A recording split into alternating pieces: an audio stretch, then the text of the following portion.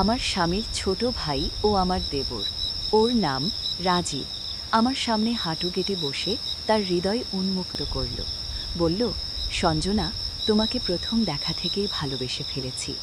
নেপালের পোখা অন্নপূর্ণা পর্বতমালার পাদদেশে আমরা দুজন স্বচ্ছ ফেবা লেকের তীরে একটি ছোট কাফেতে বসে আছি। দূরে বরফ থাকা পর্বতশৃঙ্গ আকাশে মাথা তুলে দাঁড়িয়ে, আশেপাশে কেউ নেই, শুধু আমরা দুজন আর প্রকৃতির অপরূপ দৃশ্য। রাজীব আমার স্বামী রোহনের ছোট ভাই, আমাদের সাথে ট্রেকিং করতে এসেছে এখানে। সপ্তাহখানেক আগে পৌঁছেছি আমরা। রোহনের পায়ে চোট লেগেছে, সে হোটেলে বিশ্রাম নিচ্ছে। আমি আর রাজীব প্রতিদিন বেরিয়ে পড়ি এই সুন্দর এলাকা ঘুরে দেখতে। এই গল্পটি সম্পূর্ণ শুনলে আপনাদের পানি অটোমেটিক বের হয়ে যাবে। সো যত দ্রুত সম্ভব হাতের কাছে টিস্যু নিয়ে বসে পড়ো। বিছানার চাদর যেন নষ্ট না হয় সেটা সম্পূর্ণ খেয়াল রাখার অনুরোধ জানিয়ে গল্পটি এখন শুরু করব। তার আগে সর্বশেষ অনুরোধ, দয়া করে এমন পানি বের করার গল্প নিয়মিত শুনতে আমাদের চ্যানেলটি সকলেই সাবস্ক্রাইব করুন। ধন্যবাদ। এতদিন ভাবতাম রাজীব আমাকে একটি বোনের মতো দেখে, কিন্তু আজকের তার স্বীকারোক্তি সব বদলে দিল। পাহাড়ের মতোই উঁচু একটি প্রেমের দাবি, যা আমি জানি পূরণ করা যাবে না।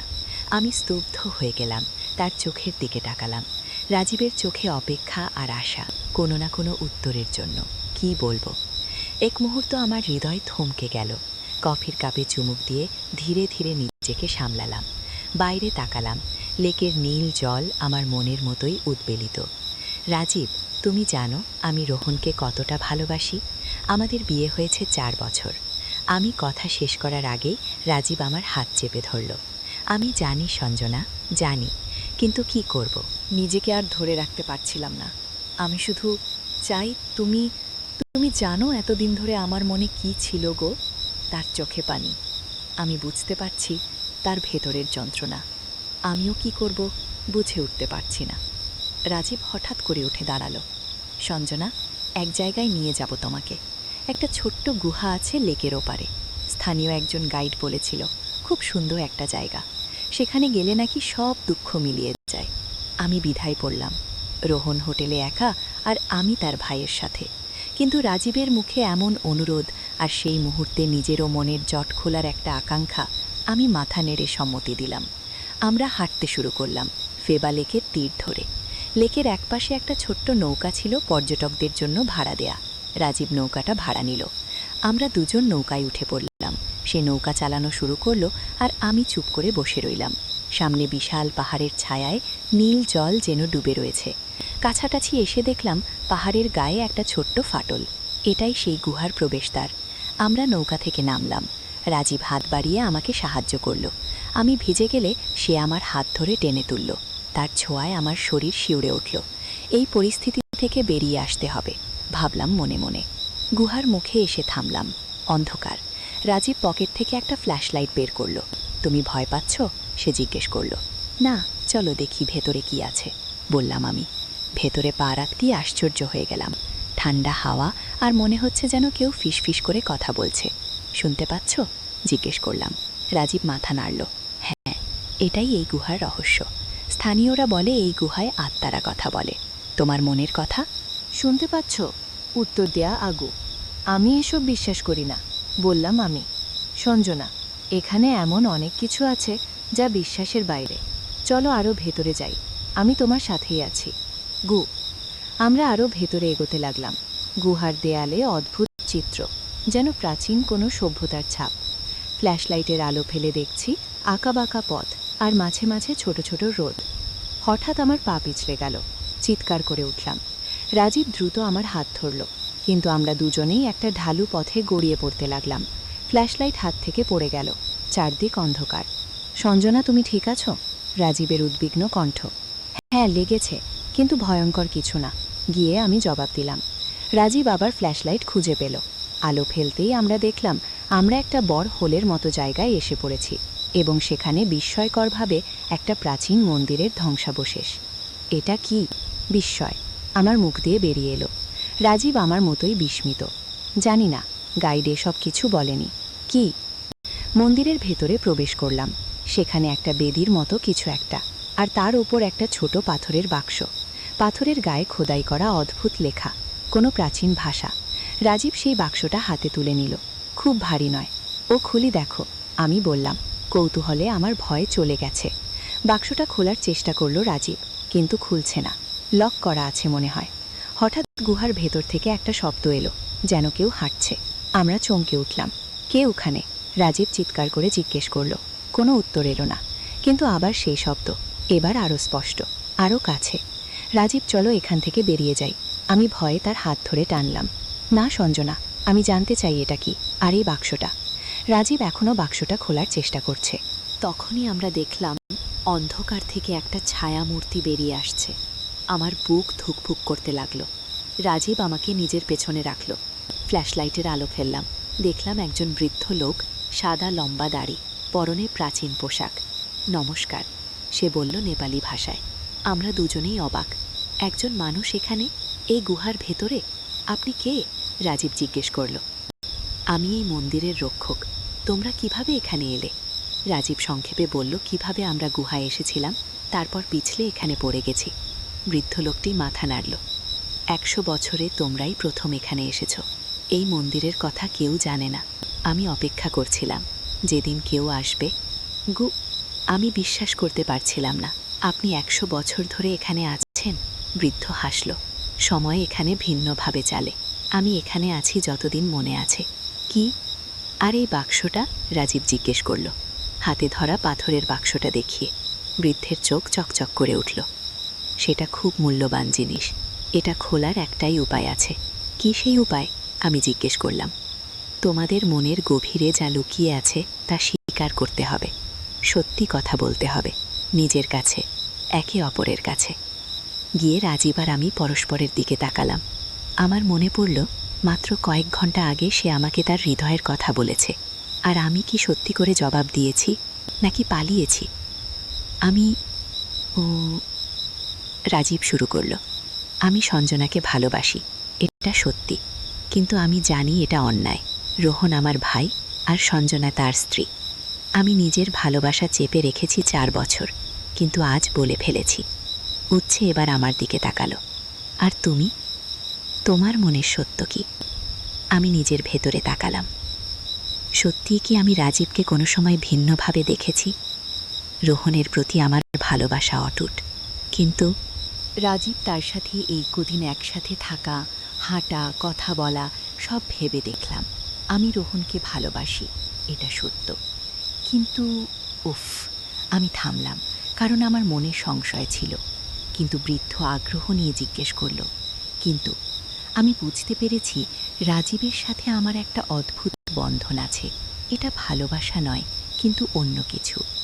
যখন আমি রোহনের সাথে ঝগড়া করি, রাজীব সবসময় আমাকে বোঝার চেষ্টা করে, আমার কথা শোনে। রাজীব আমার দিকে অবাক হয়ে তাকালো। সঞ্জনা, তুমি কখনো আমাকে বলনি? কি বলবো আমি নিজেই বুঝতে পারিনি। আর তোমার আজকের কথা শুনে আমি আরও বিভ্রান্ত হয়ে গেছি গো। বৃদ্ধ মমিতু হাসল। তোমরা দুজনেই নিজেদের সত্য স্বীকার করেছ। এবার এই বাক্সটা খুলবে কে? আশ্চর্যজনকভাবে রাজীবের হাতে ধরা বাক্সটা হঠাৎ করে খুলে গেল। ভেতরে একটা ছোট্ট পাথরের টুকরো, তার উপর অদ্ভুত চিহ্ন। এটা কি? রাজীব জিজ্ঞেস করল। এটা সাপ মুক্তির পাথর। একসময় এই অঞ্চলে এক রাজা ছিলেন। তার প্রেমিকা তাকে ছেড়ে যাওয়ায় তিনি অভিশাপ দিয়েছিলেন, যে কেউ প্রেমে পড়বে তাদের প্রেম ব্যর্থ হবে। সেই অভিশাপ এখনও এই অঞ্চলে বিরাজ করছে। এই পাথর সেই অভিশাপ মুক্ত করতে পারে। কি? আমি বিশ্বাস করতে পারছিলাম না। অভিশাপ? এসব তো গল্প কাহিনী। বৃদ্ধ মাথা নাড়ল। তুমি মনে করো না কেন? তোমাদের হৃদয়ে কি অনুভব করছো?